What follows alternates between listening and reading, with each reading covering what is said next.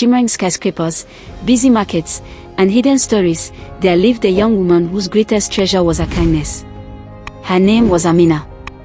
She was not rich, or powerful, or well-known. She lived in a small rooftop room at the edge of the city, alongside her elderly grandmother, Mama Amina, the woman who raised her when Amina's parents passed away many years before. Amina's days were tough. She awoke with the first rays of the sun, made sure Mama Amina had her medication, prepared a simple breakfast from whatever ingredients were left, then walked nearly a mile through busy streets with her flower basket in hand. Her flowers were her lifeline: roses, lilies, wild sunflowers, each a symbol of hope in a harsh world. Selling flowers was not glamorous, and it barely kept food on their table. But Amina remained unfazed. Her happiness came from the knowledge that through her small efforts, Mama Amina was cared for and comfortable in her old age. Every day Amina crossed Maplewood and Fifth, a corner many avoided, a corner filled with danger, poverty, and the forgotten, the people whom society chose not to see. Some called it the dark corner. Pushers, thieves, and stranded souls lived there. Amina walked through it anyway, without fear, without shame, because she believed in something greater, in compassion, in seeing the human in everyone. And there, hunched against a brick wall, was a beggar. His face was hidden under a tattered hood, his hands were shaky, his body weak. Few noticed him. Few cared. But Amina chose differently. Every day, without fail, Amina pressed something into his hands: a piece of bread, a bowl of warm rice, sometimes an apple, sometimes a small bag of cookies. Whatever she could spare, whatever fell within her meager profits. Some people called her naive. Don't waste your kindness on him. He's a beggar, a nobody. But Amina remained unfazed. She knelt beside him, made sure his hands were steady enough to eat, and whispered kind words: "Hang in there, you're not forgotten. Your life has value. Don't lose hope." The beggar remained silent most of the time, nodded quietly, or whispered a simple "thank you." His piercing green eyes glimmered under his hood, a spark of recognition, of hope. This routine went on for weeks, then months. Amina fell into a comforting pattern. Each day, she'd find a moment to bring him something: a meal, a kind word, a moment of human connection. Her small earnings were scarce, just enough to buy medication for Mama Amina and put a little food on their table, but Amina chose to share whatever she could. As the days passed, something strange started happening in the neighborhood.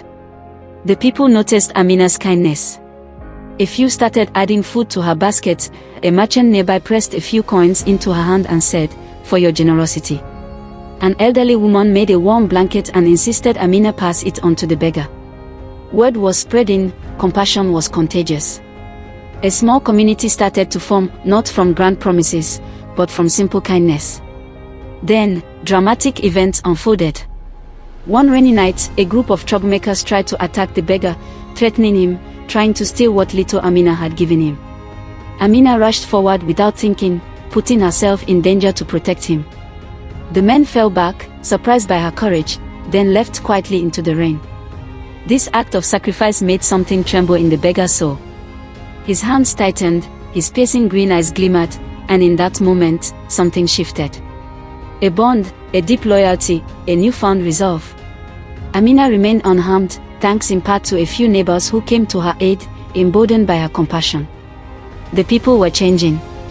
The corner was changing. A few days later, the beggar fell sick. His health deteriorated quickly.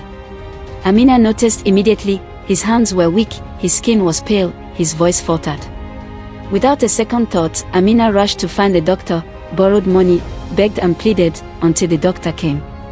She remained by his side all night, wiping his forehead, making sure he took his medication, praying quietly for his recovery. The doctor said it was a close call. Without her intervention, the man might not have made it. This act, putting herself in danger, borrowing money, staying up all night for him, made a deep imprint on the beggar's soul. It made him realize that there were people in this world who valued him, not for his wealth or power, but for his human dignity. Then, a few days passed, and the beggar was gone.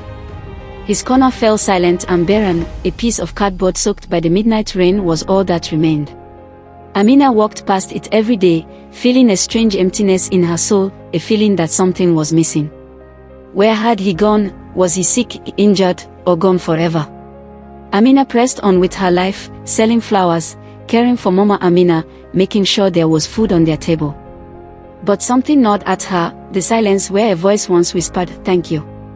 Then, just when Amina was losing hope, a black sedan glided to a dramatic halt on Maplewood and Fifth. The rear door opened, and a well-dressed man stepped into view. His back was straight, his walk firm, piercing green eyes glimmered in the dim city glow.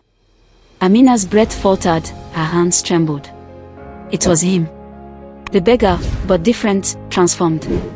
"It's me, Amina." His rich voice was calm, yet filled with feeling.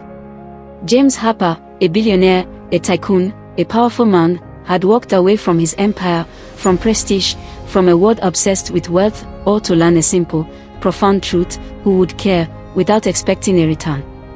And Amina, pure in her compassion, treated him not as a rich man, or a beggar, but simply, as a soul. For years, I lived in disguise, to find someone who would care, without expecting a reward. James said softly. "And you?" Amina treated me with dignity, compassion, pure kindness, not for who I was, but for who you believed I could be. James knelt down, opened a small box, and looked up into Amina's shimmering eyes. "Amina, will you be my wife, and let me love you, not for your poverty or your wealth, but for your heart?" Amina nodded through her tears. James slipped a delicate ring on her finger, and in that moment, two worlds blended into one, a rich man and a poor woman, united by something greater than money, compassion, loyalty, and pure love. And this is how kindness finds its greatest reward. The heavens opened just a little, letting a single ray of light illuminate their hands, their future, their love.